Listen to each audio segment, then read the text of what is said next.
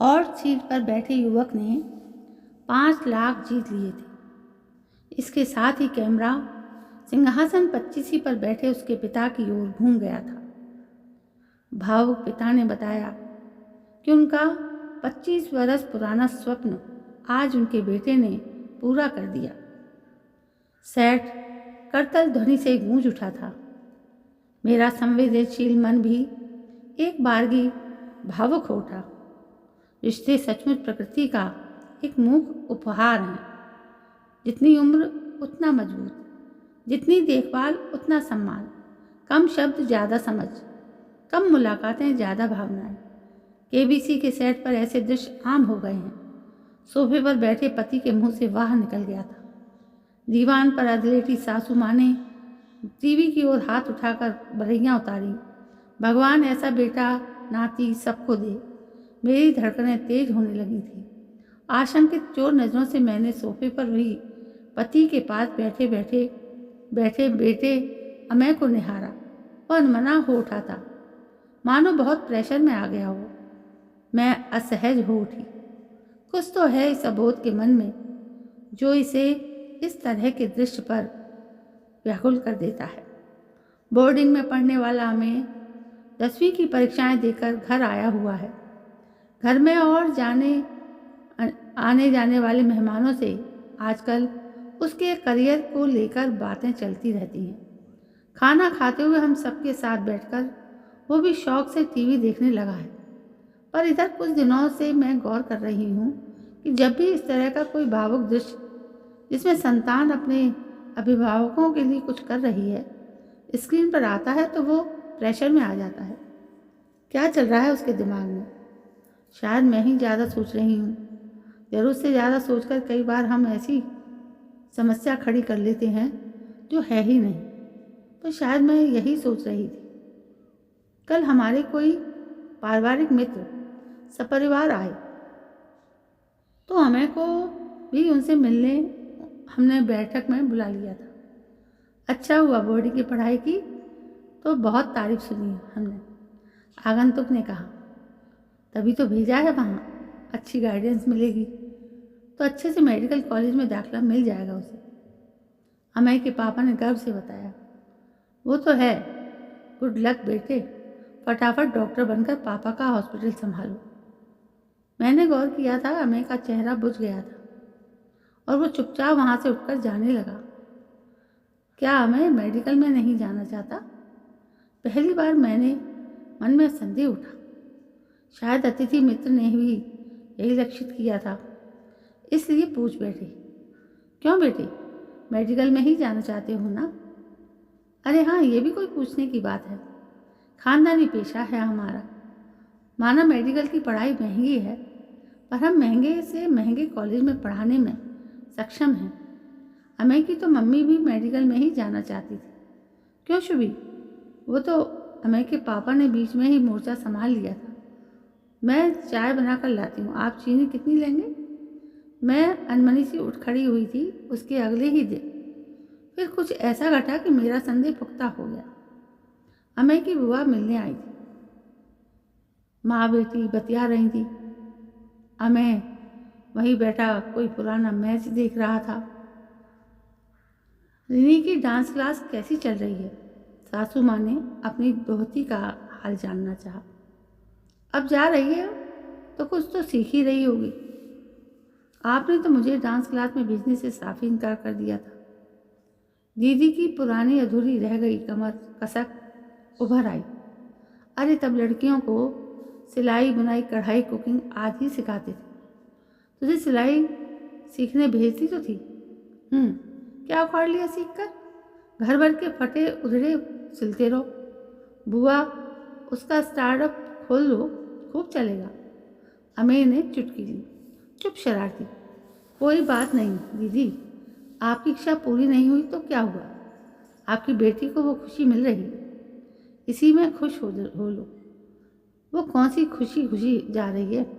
उसे तो स्विमिंग और कराटे सीखने हैं। मैं हैरान रह गई। फिर उठकर रसोई की ओर चल दी। चिकन बना रही हूँ, खाना खाकर जाइएगा। खाना बनाते हुए भी मेरे दिमाग में विचारों का मंथन चल रहा था। दीदी मदद करवाने रसोई में आई तो फिर अपना दुखड़ा रोने लगी। हम आज के पेरेंट्स अपने बच्चों के लिए कितना कुछ करते हैं, पढ़ाई, एक्स्ट्रा करिकुलर एक्टिविटीज़, सभी कुछ। पिछले वीक रिनी का एनुअल फंक्शन था। सब फील्ड में पुरस्कारों के लिए उसके नाम की घोषणा हो रही थी। मैंने उसे जैक इन ऑल बनाया है। उसके लिए तालियां बजाते उसकी उपलब्धियों पर खूब गर्व हो रहा था। पर भाभी, आपसे झूठ नहीं कहूँगी, मन में कसक भी उठी थी, हल्की सी ईर्ष्या भी हुई थी। अगर मुझे भी रिनी जैसा बचपन मिलता, सब सुख सुविधाएं, हर चीज़ के लिए पेरेंट्स का प्रोत्साहन, तो मेरे हिस्से रिनी से ज़्यादा तालियां आती। मैं हैरानी से दीदी का चेहरा देखने लगी। अपनी खुद की ही बात ले लूँ, आप भी तो पढ़ाई में ज़हीन थी, डॉक्टर बनना चाहती थी, आराम से बन भी सकती थी यदि आपके पेरेंट्स ने आपको बायो दिला दी होती। मम्मी, खाना बन गया है क्या? भूख लग रही है। अमेर किचन में झांक रहा था। हाँ हाँ, मैंने तुरंत सासू माँ की सात्विक थाली परोसी। ये दादी को कमरे में ही दे आओ, तब तक टेबल पर खाना लगा देती हूँ। तेरे पापा तो किसी इमरजेंसी केस में उलझ गए हैं, हम खाना खा लेते हैं। आइए दीदी। खाना खाते फिर वही टॉपिक छिड़ गया। दीदी पेरेंट्स के रूप में अपनी खुद की प्रशंसा किए जा रही थी और अपने पेरेंट्स को दोषी ठहराई जा रही थी। अब मुझसे चुप नहीं रहा गया। दीदी, आपके हिसाब से आज के पेरेंट्स की क्या भूमिका होनी चाहिए? अपने बच्चों को मौका देना या उनको अपना प्रतिबिंब बनाना? बच्चे दुनिया में क्या हमारे अधूरे सपने पूरे करने आए हैं? नहीं ना, वे अपनी जगह अपनी पहचान बनाने आए हैं। हम उन्हें सहारा, साधन और सही वातावरण दे सकते हैं, लेकिन उनकी असल पहचान उनके अपने चुनावों से बनती है। बेहतर होगा उनकी उपलब्धियों में हम अपनी असफलताओं की परछाई ना खोजें, बल्कि मन में कसक उठे तो ये सोचकर खुश हो कि हमने अपने बच्चों को वो दिया जो हमें नहीं मिला। पेरेंटिंग एक यात्रा है जिसमें गर्व, ईर्ष्या, चिंता जैसी सभी भावनाएं समाहित हैं। यही तो इसे मानवीय बनाते हैं। पेरेंटिंग का असली अर्थ यही है कि हम अपने बच्चों के सपनों को पंख दें और उनकी उड़ान देखकर संतोष पाएं। ये संतोष सिर्फ अंकों या प्रमाण पत्रों से नहीं, बल्कि उनके व्यवहार और मूल्यों से भी जुड़ा होता है। अमेय की नैतिक दृढ़ता का पता मुझे कुछ दिन पूर्व ही चला और मुझे उस पर बहुत गर्व है। अमेय, बताओ बुआ को, मैंने दोनों को सब्जी परोसते हुए कहा। हाँ हाँ, मेरे लिए तो बहुत फनी था बुआ। मैं उस दिन नींद से उठा तो टेबल पर अपने पसंदीदा ताज़ा लाल गुलाबों का ढेर देखकर चौंक उठा। उठाने के लिए हाथ बढ़ाने ही वाला था कि कानों में मम्मी की सीख गूंज उठी। तुम गुलाबों को सिर्फ पसंद करते हो या प्यार भी करते हो? यदि सिर्फ पसंद करते हो तो तुम उन्हें तोड़ोगे, और यदि प्यार करते हो तो उन्हें पानी देने लगोगे। फिर ये गुलाब। मैं मम्मी के कमरे में गया। उनकी सूजी लाल आंखें देखकर सब समझ गया। क्या समझ गए? दीदी समझने में थी। बताता हूँ। मैंने मम्मी से कहा, आप मुझे इतना कुछ सिखाती हो और खुद भूल जाती हो। आप कहती हो ना कि मानव संबंधों में सबसे बड़ी गलती यह है कि हम आधा सुनते हैं, चौथाई समझते हैं, शून्य विचारते हैं, पर प्रतिक्रिया दूरी देते हैं। बगीचे के सारे गुलाब तोड़कर मेरी टेबल पर आपने ही रखे थे ना? मम्मी ने हाँ में गर्दन हिला दी थी। मैंने कहा, मम्मी, रात को आपने मुझे दोस्त से बतियाते सुन लिया था ना? फर्श पर छलके दूध के दाग चुगली कर रहे हैं। आप रात मेरे लिए दूध लेकर आई होगी। आपने गैंगरेप, एसिड अटैक की बात सुनी होगी। वो योजना मैं नहीं, एक तरफा प्रेम में असफल, गुस्से में घायल मेरे दोस्त के भैया बना रहे थे। मैं तो उन्हें समझा रहा था कि वो उस लड़की को सिर्फ पसंद ही नहीं, प्यार भी करने लगे हैं। और फूल को प्यार करते हैं तो उसे तोड़ते नहीं, पानी देते हैं। प्रेम में पराक्रम नहीं दर्शाया जाता। छोटी सी उंगली से गोवर्धन पर्वत उठाने वाले श्री कृष्ण भी बांसुरी दोनों हाथों से उठाते हैं। खाना और बात खत्म करते हमने नजरें उठाई तो पाया दीदी की आंखें नम थी। क्यों? आप भी मम्मी की तरह रोने लगी। मुझे भी अपने भतीजे की नैतिक दृढ़ता पर बहुत बहुत गर्व है। देर रात में अमय को दूध देने आई गई तो उसने मुझे अपने पास बैठा लिया। एक बात पूछूं, आप सच में डॉक्टर बनना चाहती थी? मैंने सहमति में गर्दन हिला दी। तो फिर? साइंस स्ट्रीम वाला स्कूल दूसरे शहर में था, जिसमें कोई महिला विद्यार्थी नहीं थी, और उस समय माहौल भी ऐसा था कि इतनी दूर अकेली लड़की को भेजना सुरक्षित नहीं था। इसलिए पेरेंट्स ने तुम्हें आर्ट्स दिलवा दी, ये कहकर कि तुम अब इतनी काबिल हो कि इस क्षेत्र में भी बहुत कुछ कर सकती हो। और मैंने कर दिखाया। बीए, एमए, एमएड, फिर शादी के बाद डॉक्टरेट, और आज देखो इतने बड़े कॉलेज में प्रिंसिपल हूँ। बेटा, जैसे जैसे हम बड़े होते हैं विचारों में भी परिपक्वता स्वयं ही आ जाती है। याद है तुम बहुत छोटे थे तो रोज ही फ्यूचर प्रोफेशन बदल लेते थे। दूध वाले को देखते तो कहते मुझे बड़े होकर दूध वाला बनना है, दूध बेच भी लूँगा और जब मन हुआ पी भी लूँगा, क्योंकि तुम्हें शुरू से ही दूध बहुत पसंद है। कभी कहते मैं बड़ा होकर सीढ़ी की दुकान खोलूँगा, किराए पर भी देता रहूँगा और खुद भी खाली बैठे मूवी देखता रहूँगा। अमैन अपनी नादानी याद कर कर ठठाका मारकर हंस पड़ा।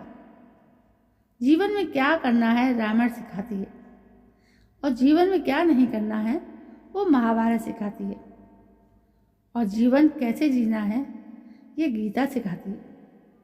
बेसिकली मैं तब एक नोबल प्रोफेशन अपनाना चाहती थी, जो मुझे उस समय मेडिकल में नज़र आ रहा था, पर टीचिंग तो उससे भी नोबल निकला।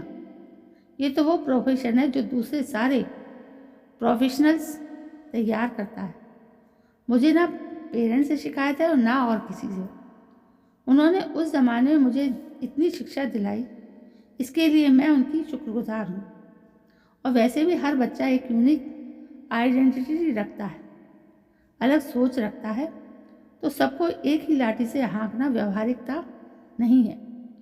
तो मतलब मैं डॉक्टर बनूँ ना बनूँ आपको कोई फ़र्क नहीं पड़ता। तुम्हें मैथ्स में रुचि है तो मतलब तुम इंजीनियरिंग में जाना चाह रहे हो। मुझे सूत्र कुछ कुछ हाथ लगता महसूस हो रहा था।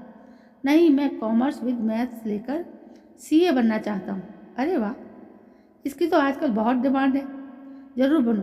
पर पापा, उन्हें मैं मना लूँगी, जैसे आज बुआ को मनाया। मैंने सिर्फ प्रयास किया, परिणाम का नहीं सोचा। पर परिणाम भी जल्दी ही आ गया। प्रसन्नचित्त दीदी बेटी रिनी के साथ एक दिन दोपहर में अचानक ही आ गई। अरे वाह, आज तो रिनी बिटिया भी आई है। मुझसे मिलकर रिनी अमेय के साथ बातों में लग गई। माँ जी मंदिर गई हैं, मैंने सूचित किया आ जाएंगी। मैं तो खास आपको शुक्रिया कहने आई हूँ। रिनी को डांस क्लास छुड़वा कर स्विमिंग और कराटे ज्वाइन करवा दिए हैं, और वो वहाँ बहुत अच्छा कर रही है। आज के ज़माने में आत्मरक्षा के लिए लड़कियों को पराठे के साथ कराटे भी आने ही चाहिए। आपके लिए भी एक खुशी की खबर है, मैंने आपके लिए डांस क्लास सर्च की है। ये देखिए, मैं उन्हें मोबाइल पर दिखाने लगी। आपके घर के पास ही है, आप जाकर भी सीख सकती हैं, और वो घर पर भी सिखाने आ सकती हैं। पर अब इस उम्र में जब सीखना चाहती थी तब तो छोड़िए ना दीदी, डिलीट करते रहिए अपनी ज़िंदगी से उन नामुनासिब लम्हों को, बातों को, यादों को, वरना ज़िंदगी हैंग हो जाएगी। ये देखिए मैंने वीडियो दिखाए, आपकी उम्र की ही तो हैं सब। शायद तुम ठीक कह रही हो। रीनी के पापा भी यही कहते हैं कि गलती कबूलने और गुनाह छोड़ने में देर नहीं करनी चाहिए। सफ़र जितना लंबा होगा, वापसी उतनी ही मुश्किल होगी। मैं कल से ही ज्वाइन करती। तो दोस्तों, ये थी एक छोटा सा शिक्षाप्रद लेख जो मैंने आपको इस वीडियो के माध्यम से सुनाया। यदि आपको पसंद है तो लाइक, शेयर, कमेंट करें और मेरे चैनल को सब्सक्राइब करना ना भूलें। दोस्तों, कल मैं फिर हाजिर होती हूँ एक नई कहानी को लेकर। तब तक के लिए जय हिंद, वंदे मातरम, नमस्कार।